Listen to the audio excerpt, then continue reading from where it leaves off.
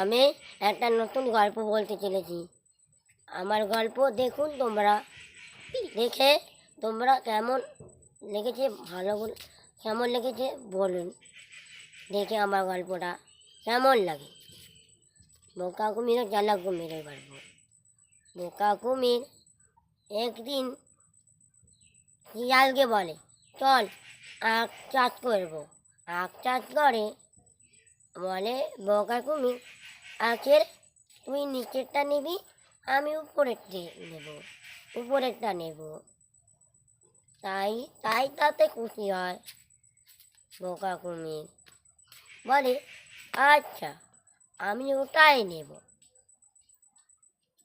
শিয়াল বলে, ওহ আমার যে কি মনের আনন্দ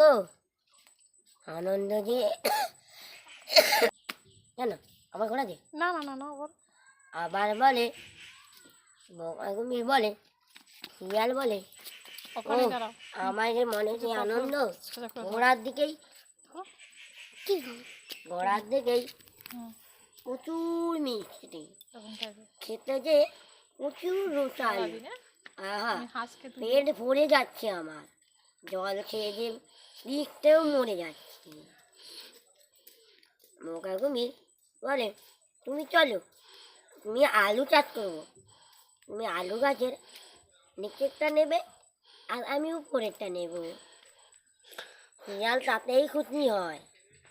ও আহারে, বেচারা এত কষ্ট করছে, নিজেই আসালো কীর্তি। গাছের উপরে তো কিছুই নেই। কুমির গিয়ে দেখ গাছের উপরে কিছুই নেই, ফলও নেই, মূলও নেই। তাই বলে, ও মাটির নিচে মূল, আলু তো মাটির নিচে হয়, আমি তো বোকা, তাই জন্যে আমায় উল্লু বানালো। শিয়াল তাতেই খুশি হলো। ও একদিন ধান চাষ করিল। ধান চাষ বলে কুমির, বেশি বলে কুমির যে তুমি বাধ্য, তুমি গাছের উপরটা নেবে আর আমি গোড়ার দিকটা নেব। ওই থাকতো না, এটা ঠিকই দিদি কেন ধরতে পারি না, এই তো ধরতেই পারি।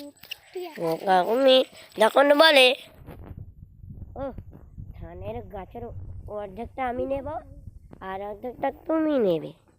নমস্কার বন্ধুরা, কেমন লেগেছে বলুন বন্ধুরা। আমার ভিডিও